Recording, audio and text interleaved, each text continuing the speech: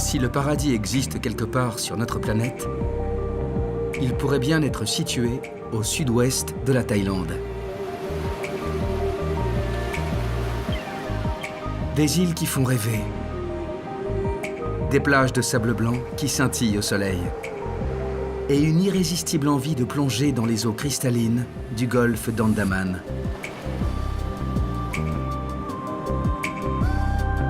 Celui-ci abrite des archipels magnifiques, des paysages d'une beauté extraordinaire, une nature encore préservée et une culture riche et bien vivante au cœur d'une accueillante région tropicale.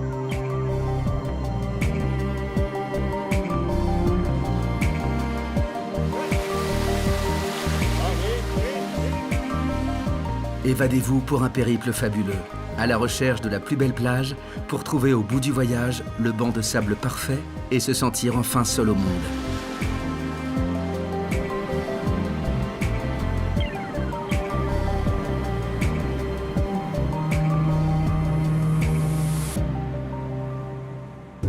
Le golfe d'Andaman se situe au sud-ouest de la Thaïlande. Il compte une dizaine d'archipels disséminés entre la baie de Panga et la frontière malaisienne. La plus grande et la plus peuplée, c'est Phuket, située au nord-ouest du golfe.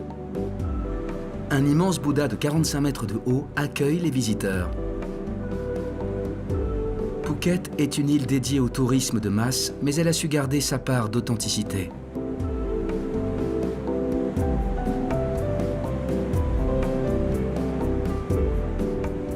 Il suffit de se laisser envoûter par la splendeur de la baie de Chalong, toute proche.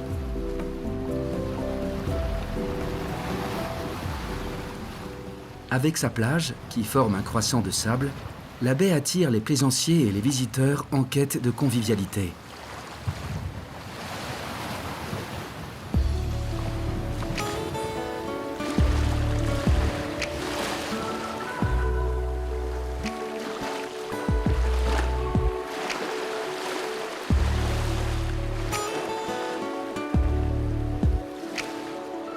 Il n'y a qu'un seul restaurant qui sert de la cuisine locale.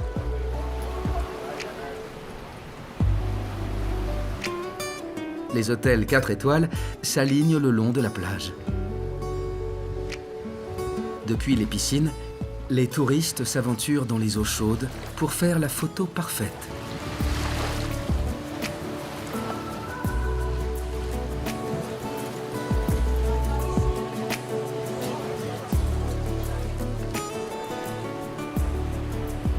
Au milieu de la baie, il y a une toute petite île, un rocher de jungle avec un banc de sable pour jouer au Robinson Crusoe.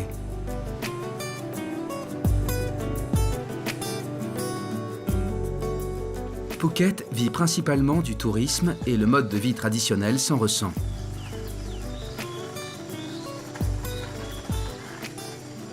La ferme agrobiologique est un centre éducatif qui s'est donné pour mission de reconnecter les enfants thaïlandais avec le monde agricole et la culture de l'EVA. La production du latex s'est développée à partir du début du XXe siècle et rapidement, les arbres venus du Brésil couvrirent plus d'un tiers de l'île. Aujourd'hui, il ne reste plus que quelques plantations. Alors, pour conserver la tradition du caoutchouc naturel, quelques arbres ont été plantés afin de montrer aux écoliers comment se récolte le précieux liquide, comme nous l'explique Tony.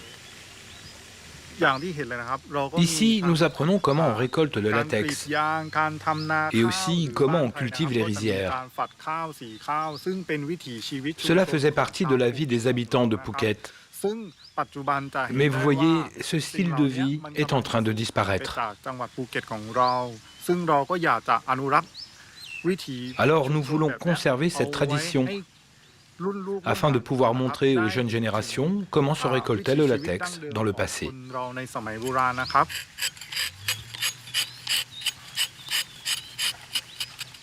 Ce type d'arbre doit atteindre l'âge de 7 ans avant de commencer la récolte. Chaque arbre produit 500 millilitres par jour. En général, les fermiers commencent à inciser l'arbre vers minuit. Le latex est ensuite aplati en feuilles dans ce petit atelier.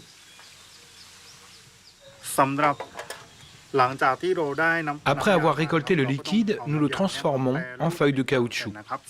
Les feuilles sont standardisées, la taille et le poids, 1 kg. Nous n'utilisons que de l'acide formique comme produit chimique pour le processus de conversion. Nous pressons le latex avec des rouleaux pour en faire des feuilles.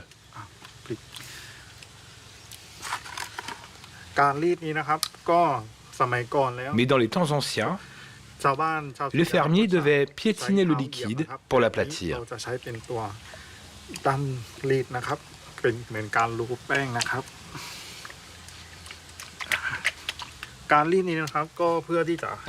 Les rouleaux permettent d'affiner les feuilles et d'en faire sortir l'eau.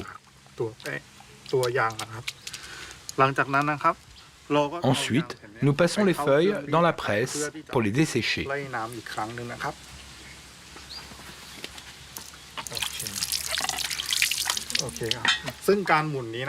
Il faut les passer 2 fois dans la presse.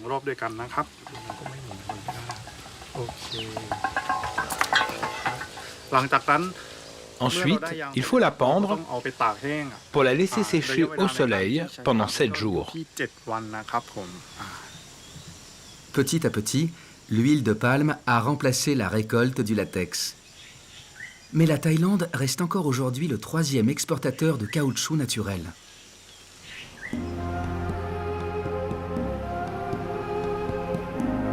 Pour s'évader de Phuket, le temps d'une journée, rien ne vaut un petit tour à Coral Island, à 15 minutes en hors-bord de la baie de Chalong.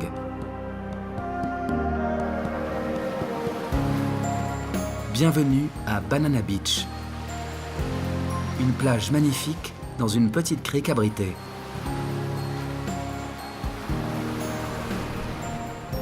Tout est là. L'eau translucide, le sable blanc, c'est une piscine à ciel ouvert en eau peu profonde, idéale pour les enfants. Une journée parfaite au paradis. Un petit restaurant accommode les baigneurs.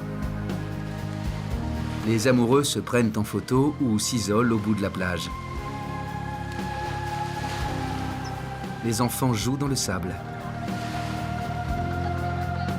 Les fonds marins attirent les amateurs de tuba. On pourrait rester là indéfiniment, mais il faut bien rentrer et laisser la plage retrouver sa quiétude.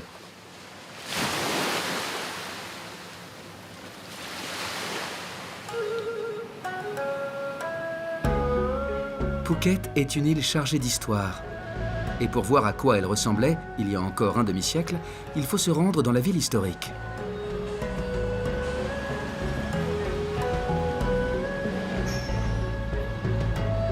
Il ne reste que quelques rues, bordées de magnifiques maisons sino-portugaises qui datent pour la plupart de la fin du XIXe siècle.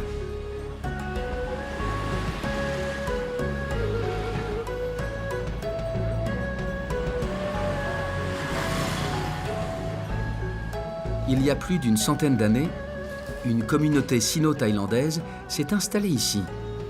Les Babas, des mineurs d'étain venus de Chine, mariés à des Thaïlandaises.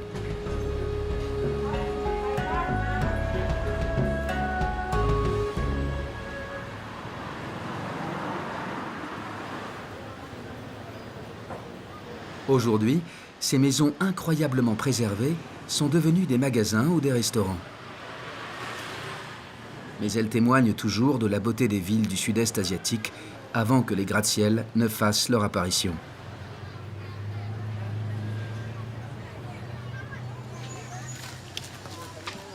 Phuket est l'endroit idéal pour voir des éléphants. Il existe de nombreux parcs qui proposent de les rencontrer, mais malheureusement, les animaux ne sont pas toujours bien traités. Bien souvent, ils sont enchaînés et subissent les assauts des touristes toute la journée. Mais dans cette maison de retraite pour éléphants, les pachydermes coulent des jours tranquilles, comme nous l'explique Ma, la propriétaire des lieux. Pourquoi accueillons-nous des éléphants? Parce que bien souvent, ils se sont épuisés au travail et ils finissent avec des blessures sur les pattes. Alors, on les achète et ils viennent vivre ici. Une fois qu'ils sont là, la seule chose qu'ils doivent faire, c'est de venir de temps en temps voir les touristes qui leur donnent à manger et ils leur font prendre une douche. Rien de plus. Ici, on les comprend. Personne ne les frappe ou ne les force à faire ce qu'ils n'ont pas envie de faire. On leur donne des bananes, de la canne à sucre, des ananas et n'importe quel fruit ou légume qu'ils aiment manger.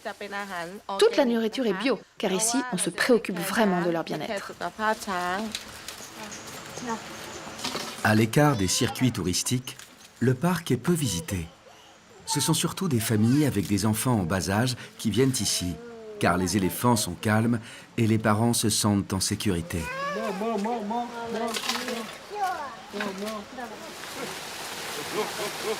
Le clou de la visite, c'est la douche, dans cette petite piscine naturelle. Dans la piscine, vous pouvez leur donner un bain et les frotter. Cela ne leur fait pas mal. Pour eux, c'est comme un massage. Vous pouvez les frotter sur tout le corps, sauf sur les yeux. Et puis, vous pouvez les arroser avec de l'eau.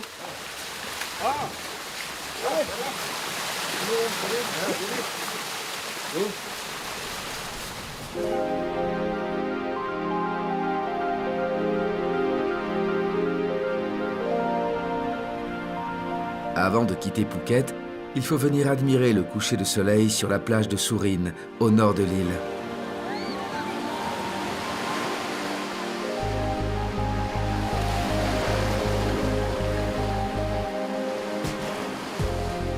À la fois populaire et tranquille, elle est à l'image de cette île, qui a su quand même garder la douceur de vivre de l'Asie du Sud-Est.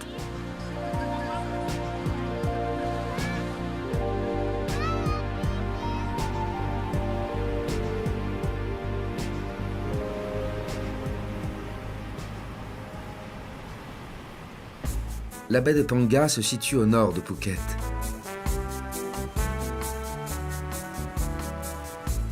C'est une région méconnue d'une grande beauté.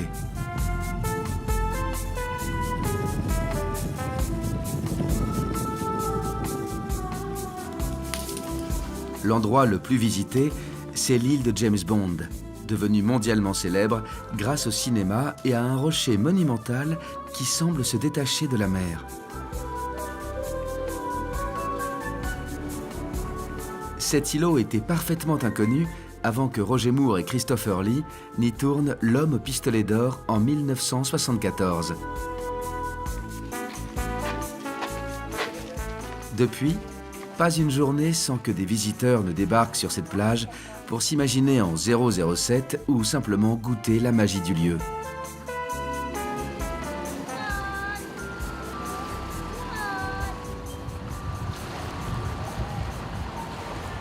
Dans le James Bond, l'île imaginaire de Sakaramanga explose à la fin de la scène.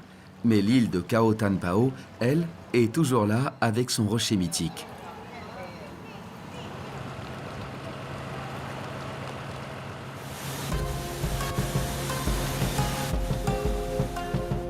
La baie de Panga a d'autres trésors à nous montrer. Le village de Koh Phanny se déploie sur la mer à l'abri d'une montagne. Ce village date du XVIIIe siècle, lorsque 3 familles de pêcheurs venus de Java se sont sédentarisées dans la région.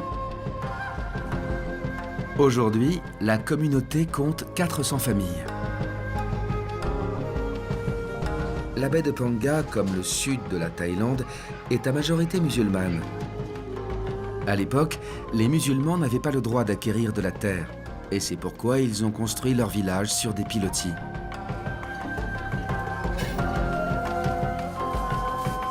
Aujourd'hui, les habitants vivent surtout du tourisme, et une partie du village s'est transformée en marché à souvenirs.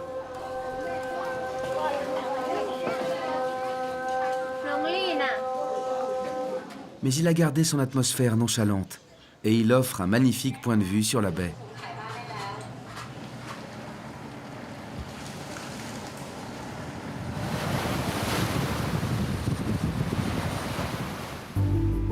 Nichée au sud de la baie de Panga, voici Koh Yao Noi, une île magnifique qui ne figure pas dans les brochures touristiques. Elle possède de superbes plages quasi vierges. La plus belle est celle de Paradise Koh Yao, un croissant de sable qui s'étale au pied d'une falaise. Koh Yao a misé sur le tourisme de luxe et les resorts proposent des bungalows perdus dans la végétation. La jungle est sauvage et on peut même voir les toucans parader dans les arbres.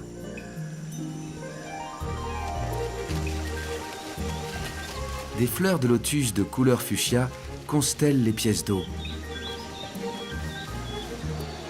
Et la plage ombragée incite au lâcher-prise et à la détente.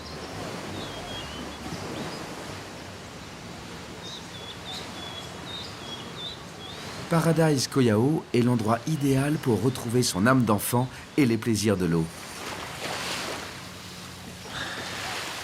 C'est la promesse d'un séjour inoubliable.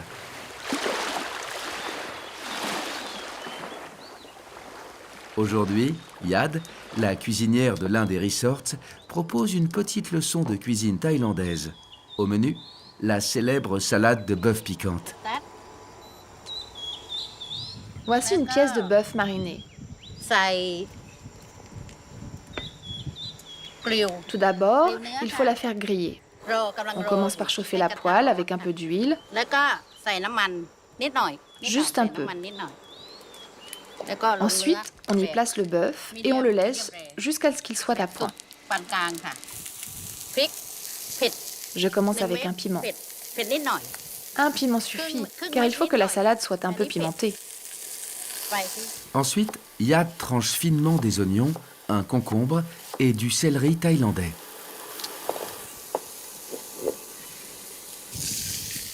Je surveille la cuisson du bœuf.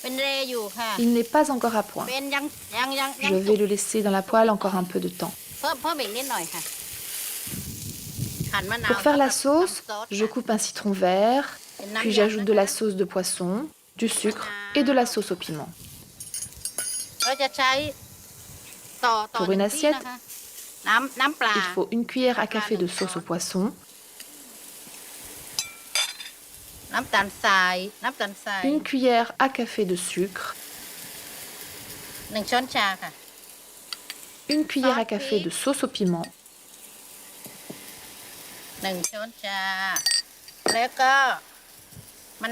et un citron vert, sans les pépins.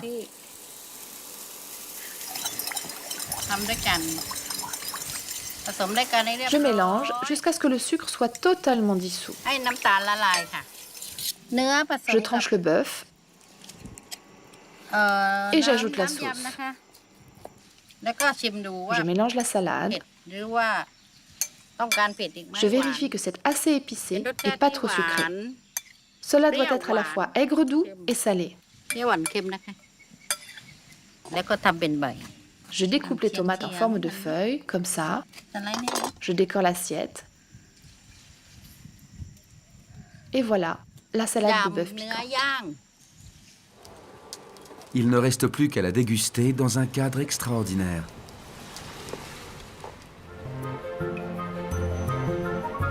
Ensuite, vous pourrez prendre un bateau pour explorer les alentours. Des petites îles perdues avec des plages magnifiques. Votre bateau vous déposera sur celle de vos rêves.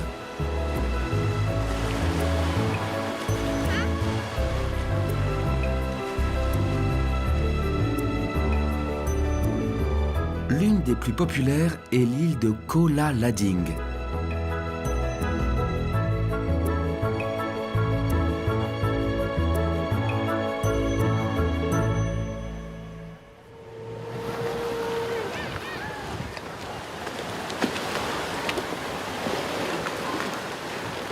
Sa petite plage discrète est bien connue des Thaïlandais. Ils viennent profiter de l'exceptionnelle beauté de leur pays.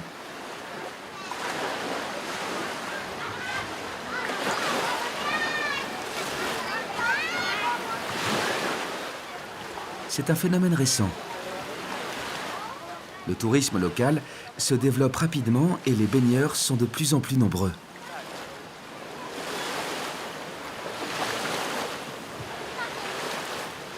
Souvent, ils portent des gilets de sauvetage car ils ne savent pas nager.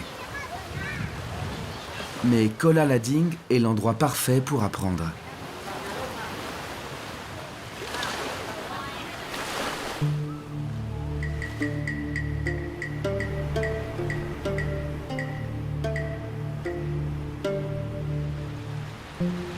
Koh Yao Noi est vraiment un endroit préservé.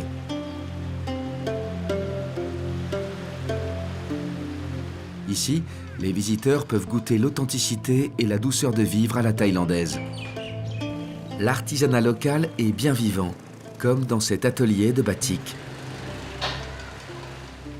Les étoffes peintes à la main de motifs colorés sont originaires de l'île de Java, en Indonésie. Mais à Koh Yao, Yasmine a ouvert un atelier pour les femmes des pêcheurs de l'île. Un moyen de gagner un peu d'argent et de se retrouver toutes ensemble. Ici, les batiks sont peints à la main. Nous commençons par dessiner chaque motif avec de la cire. Vous voyez, c'est un exemple typique de motifs originaux. Il représente l'océan et les origines de notre île. Maintenant que tous les motifs sont terminés, notre équipe colore le fond.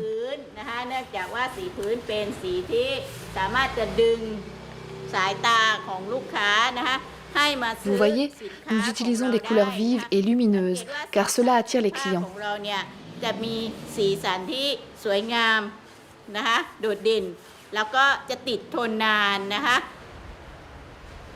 Koh Yao Noi est l'île des toucans.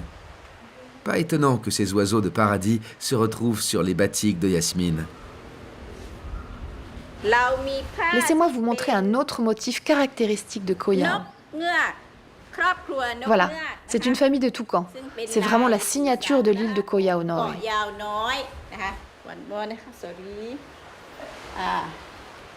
Attendez, je vais vous en montrer un autre.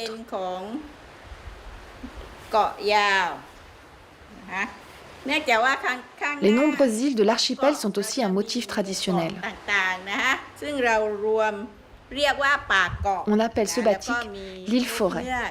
Les îles et les toucans sont les symboles de Koh Yao Noi. Ces batiks sont une belle idée de cadeau pour ramener un peu de soleil et des couleurs chatoyantes de cette île fabuleuse. Mais c'est également un moyen d'aider ces femmes à garder leur indépendance financière. Avant de quitter ce paradis, il faut absolument visiter l'archipel voisin et ses deux îles, Koh Ong et Koh Kudu. La première dissimule un lagon extraordinaire, accessible uniquement à marée haute.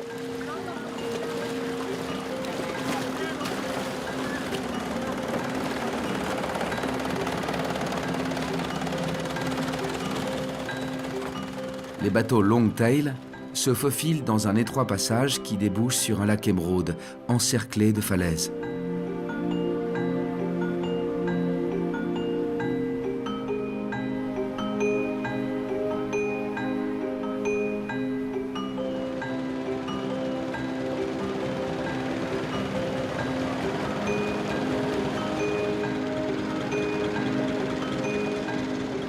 La magie des lieux s'impose à tous. L'eau est parfaitement limpide.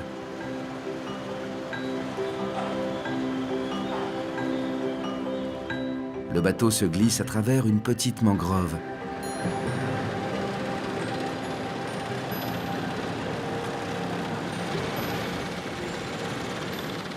Le lent carrousel des Longtail, qui tourne dans le lagon, trace dans leur sillage des arabesques éphémères.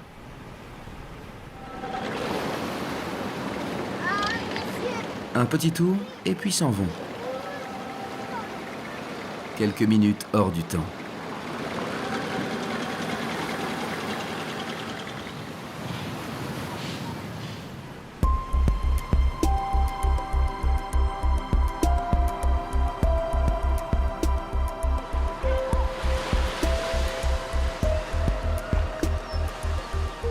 À Koh Ong, les touristes sont majoritairement thaïlandais, car l'île est peu connue des visiteurs étrangers. Sa plage se dessine le long d'une petite baie abritée.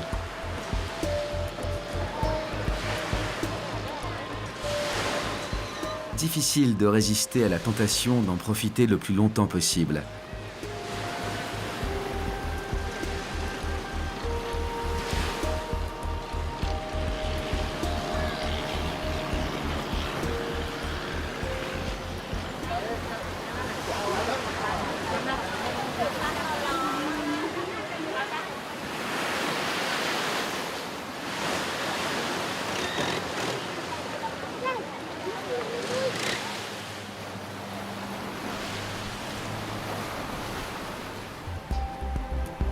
Plus au nord, Koh Koudou est une perle rare.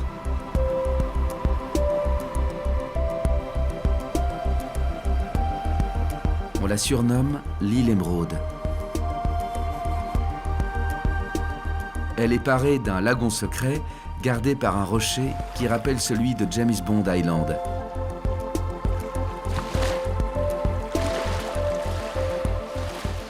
Sa petite plage est bordée de palétuviers. Ici, personne ne viendra vous déranger.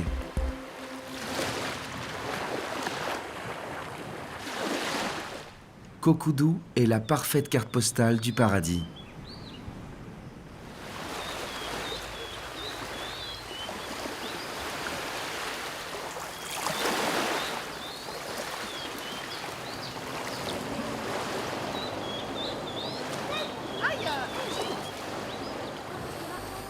Koh Phi Phi Don occupe une position centrale dans le golfe.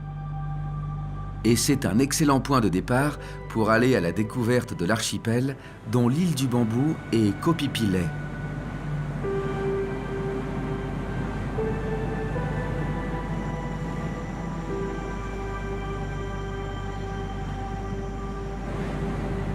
Il faut imaginer Koh Phi Phi Don, il y a 50 ans. Deux plages qui se tournent le dos.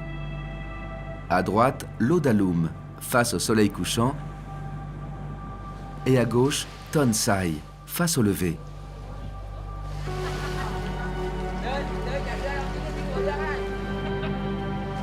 À l'origine, un paradis vierge. Aujourd'hui, c'est devenu l'une des destinations prisées des touristes, mais il reste toujours possible de trouver la plage qui vous conviendra. Ainsi, Ton Sai est magnifique. Son banc de sable corallien se prolonge dans une petite crique où tombe une falaise impressionnante.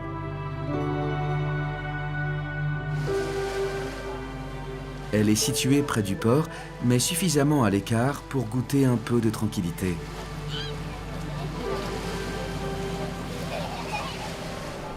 Le petit centre pittoresque s'allonge le long du tombolo, le banc de sable qui relie les deux parties de l'île.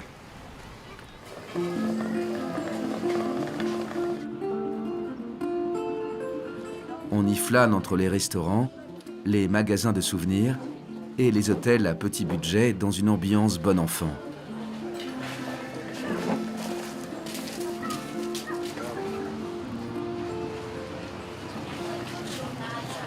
Koh Phi Phi fut ravagé par le tsunami de 2004. Mais depuis, les Thaïlandais ont reconstruit et aujourd'hui, cette tragédie n'est plus qu'un mauvais souvenir.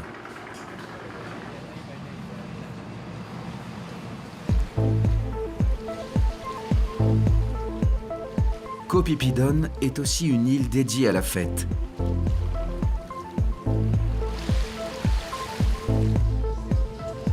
Les fêtards se retrouvent à l'Eau d'Aloum, dans les nombreux bars de plage, pour profiter du coucher du soleil.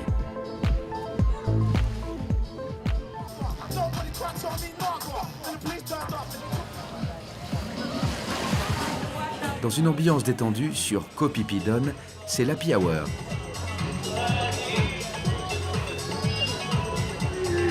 Et dans la piscine, la fête durera toute la nuit.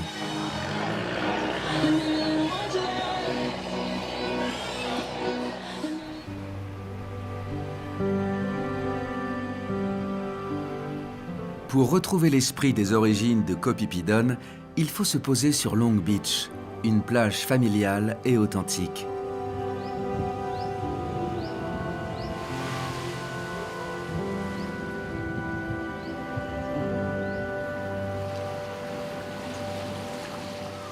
Les petites criques qui se succèdent le long de la côte sont presque désertes.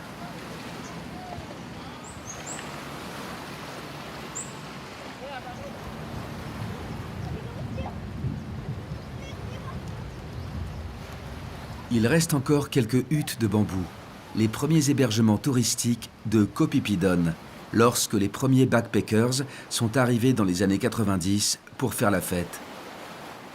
Depuis, les lieux ont retrouvé leurs occupants originaux.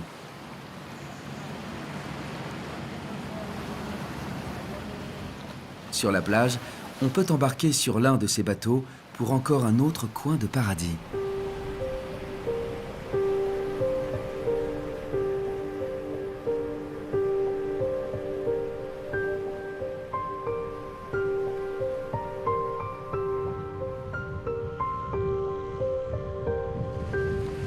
Cette plage est sublime. Les pieds s'enfoncent dans un sable fin et soyeux.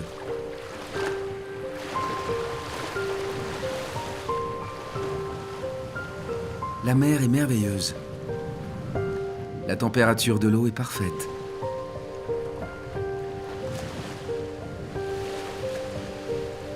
C'est presque trop beau pour être vrai.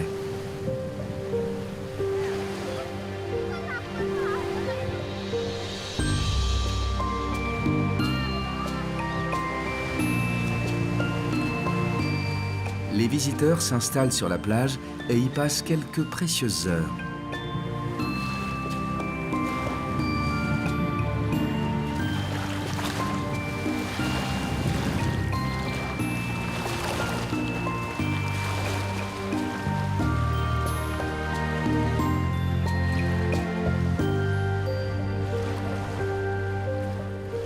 Ensuite, ils repartent pour continuer leur tour de l'archipel.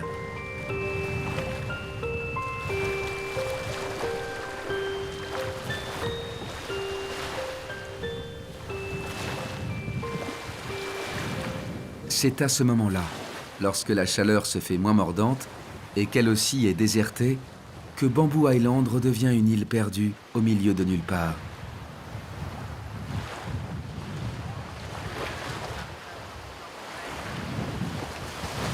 Il est temps de repartir à bord du Phi Phi Moonlight, le bateau de Roman, un pêcheur de l'île. Les barques à moteur sont propulsées par une hélice au bout d'une longue perche de métal, d'où leur appellation anglaise de long tail. Ils sont parfaits pour naviguer dans les eaux peu profondes des lagons. À bord, il y a un passager inattendu, un chat siamois qui n'a pas le mal de mer.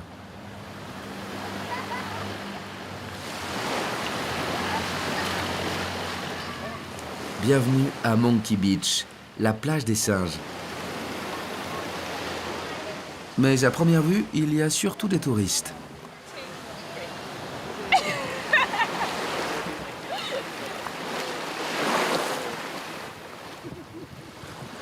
Pour trouver les singes, il faut marcher jusqu'au bout du sable. Des macaques qui vivent à l'état sauvage et qui ont regagné leur tranquillité. Car les touristes ne s'approchent plus et ne les nourrissent plus depuis que les singes ont fini par mordre les visiteurs imprudents.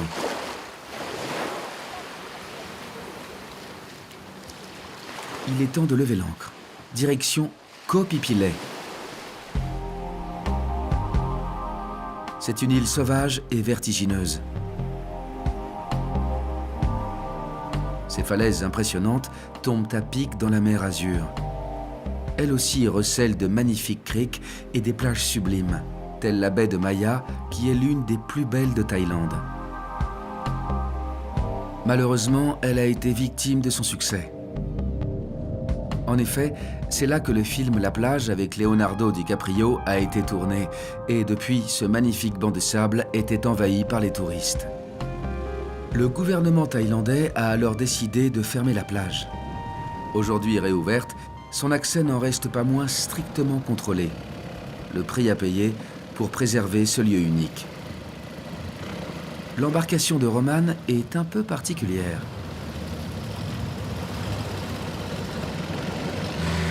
En plus du chat, un autre passager habite sur le bateau. On était directrice artistique dans une grande agence de publicité à Bangkok. Depuis des années, elle venait passer ses vacances à Koh Phi Phi. À l'approche de la retraite, elle a décidé un beau jour de ne pas rentrer. Avec Roman, elle a acheté ce bateau afin d'en faire sa maison, loin du stress de la capitale. Tous les jours, je regarde le lever et le coucher du soleil. Cela m'a permis de ralentir le rythme de ma vie. Avant, je ne voyais presque jamais la lumière du jour.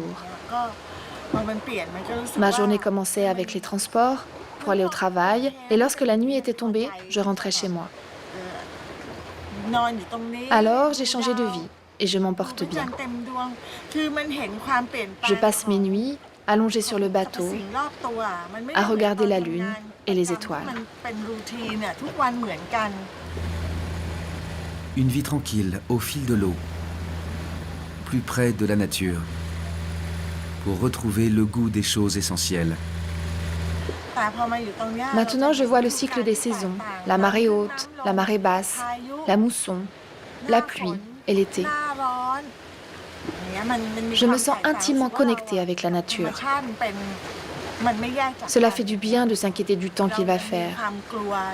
Si l'air est humide, je me demande s'il va pleuvoir. C'est une vie totalement différente. Maintenant, je sens l'humidité naturelle de l'air, la chaleur, la pluie et le vent. Ici, je fais partie de la nature. Voilà pourquoi j'ai décidé de vivre ainsi.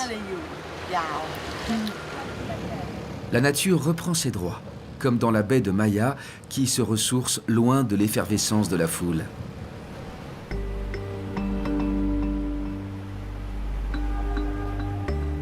De l'autre côté de l'île, le lagon de Koh Phi Phi est majestueux.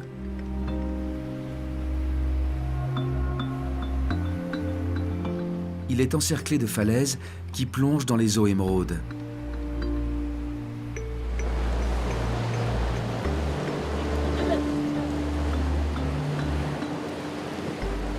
À l'écart, comme enchâssée dans les masses rocheuses, une toute petite plage se cache des touristes.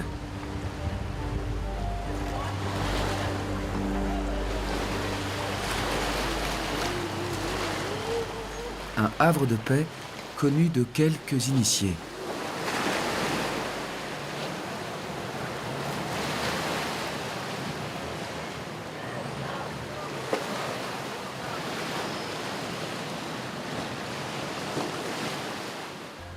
En descendant vers la Malaisie, on arrive à Koh Lanta, une île vraiment à part.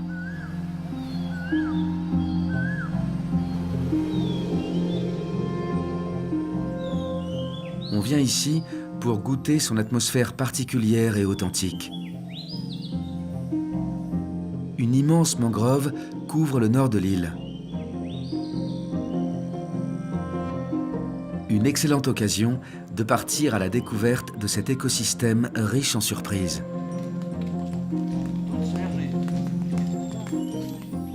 Les fermiers de la mangrove proposent des promenades en bateau.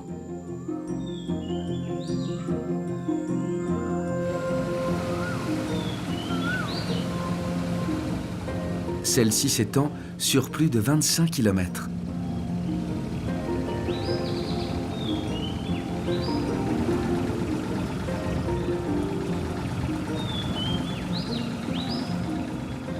Impossible de tout faire en canoë.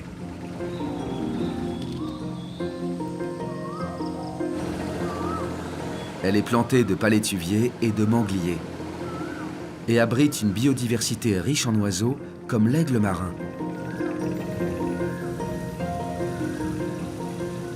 C'est également le royaume des macaques. Pour les trouver, il faut s'enfoncer dans de petits canaux étroits.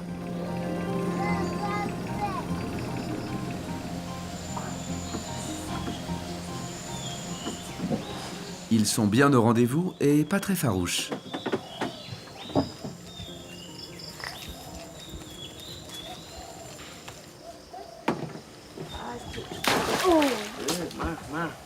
Rapidement, ils envahissent l'embarcation. Et le jeune pilote tente tant bien que mal de ne pas se faire voler son sac. Les singes sont comme chez eux et bien décidés à s'incruster.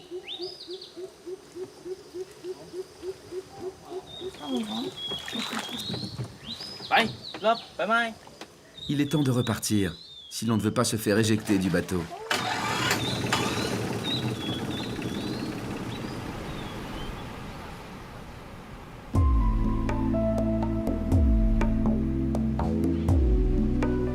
Au sud de Koh Lanta, Bamboo Beach est la plus isolée de toutes les plages de l'île.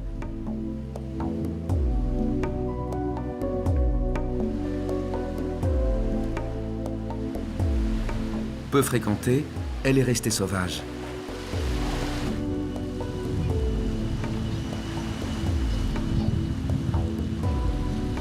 Il n'y a qu'un seul petit resort qui donne sur la plage pour quelques touristes en quête de tranquillité.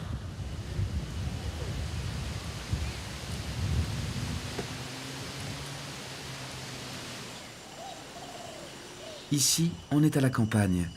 Des palmeraies et des troupeaux de vaches.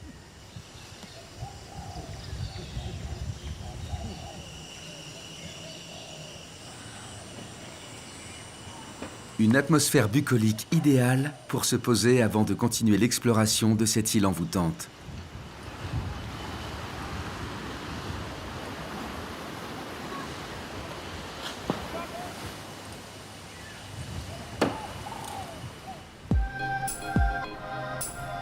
Sur la côte est, la vieille ville de Koh Lanta n'a pas l'air d'avoir changé depuis sa construction, il y a près de 2 siècles, par des marchands venus du sud-est de la Chine.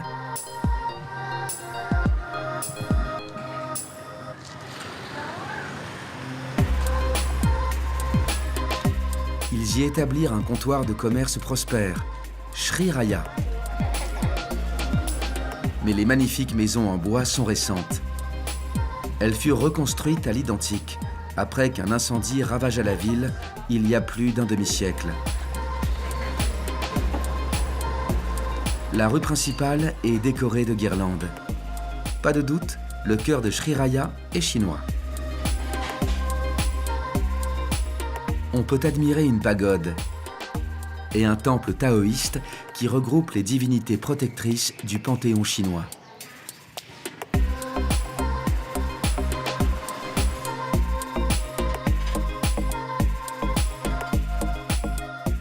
Au fil du temps, les habitants ont rallongé les terrasses de leurs maisons pour y installer des filets de pêche.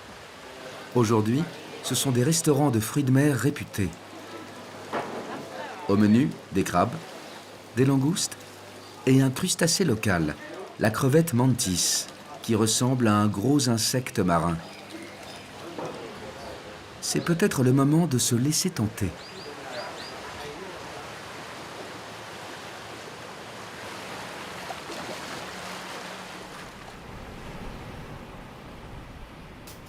La côte ouest de Koh Lanta est une succession de longues plages de sable fin bordant une mer azur.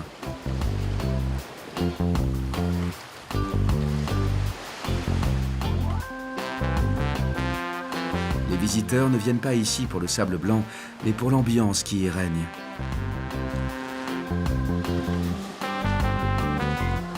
Un état d'esprit qui rappelle le temps des premiers hippies arrivés dans les années 70. Une atmosphère détendue et chaleureuse. Et des couchers de soleil magnifiques.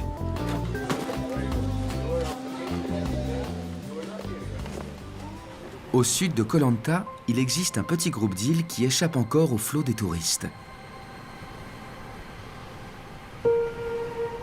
Ce sont de petits paradis tranquilles. L'étape idéale pour prendre le temps de savourer chaque instant. La première, Khon Gai, est pratiquement déserte.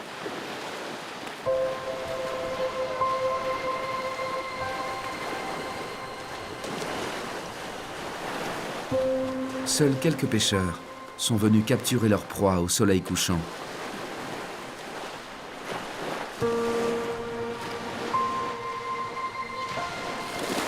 Vous êtes arrivés au bout du monde. À quelques encablures, Komook est une île étonnante.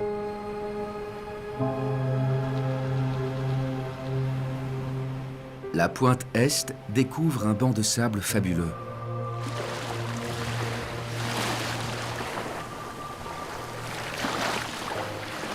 Un petit restaurant offre une terrasse avec une position imprenable sur le lagon.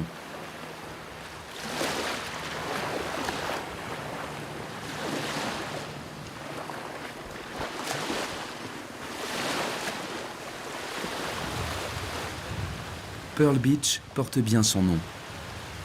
Le sable de quartz blanc est immaculé et étincelant.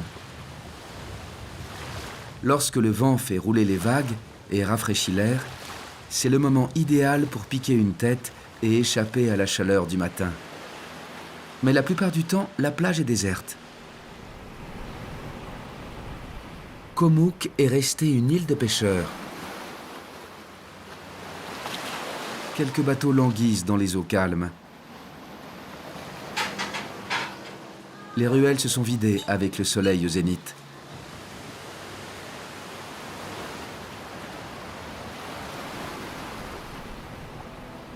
L'île est entourée de falaises impressionnantes qui découvrent de petites plages uniquement accessibles en bateau.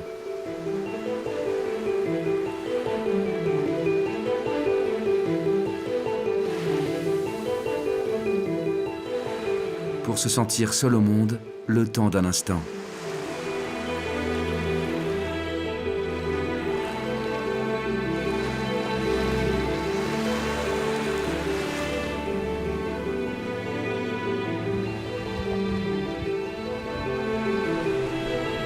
À la pointe de l'île, Komook nous réserve une beauté naturelle unique. Un lagon caché au cœur de la montagne.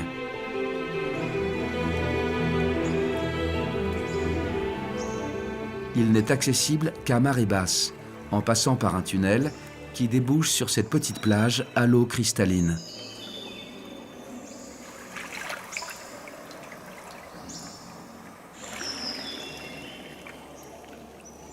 La légende raconte que le lagon servait de cachette aux pirates qui infestaient l'entrée du détroit de Malacca.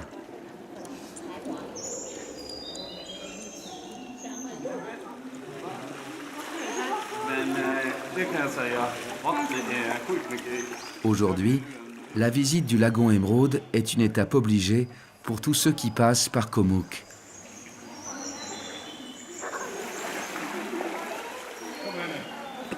Le temps d'une photo et il faut déjà repartir. La marée remonte et le tunnel sera bientôt complètement noyé.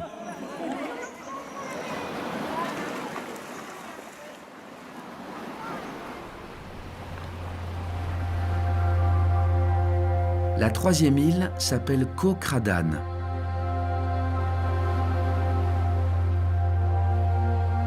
Elle est plus au sud et peu fréquentée.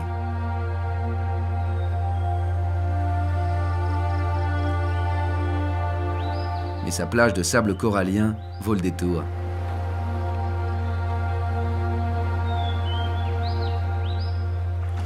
La mer est turquoise et translucide. La plage est ombragée et le sable ne brûle pas les pieds, même en plein soleil.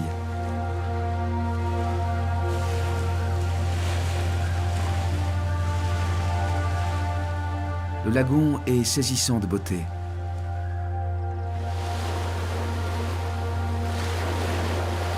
En débarquant, on a immédiatement l'envie de ne plus jamais repartir. Et de couler des journées tranquilles, avec un seul but, celui de rester dans l'eau le plus longtemps possible.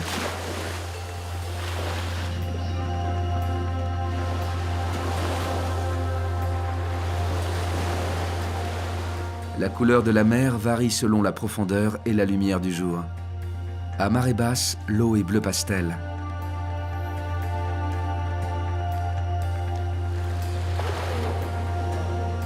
Mais alors que l'après-midi s'avance, le ciel s'assombrit à l'horizon.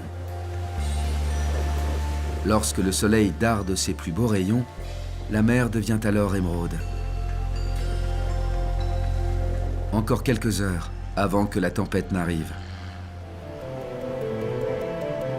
C'est ici, dans ce petit archipel perdu aux confins de la Thaïlande, que se termine notre périple, au cœur des îles paradisiaques de la mer d'Andaman.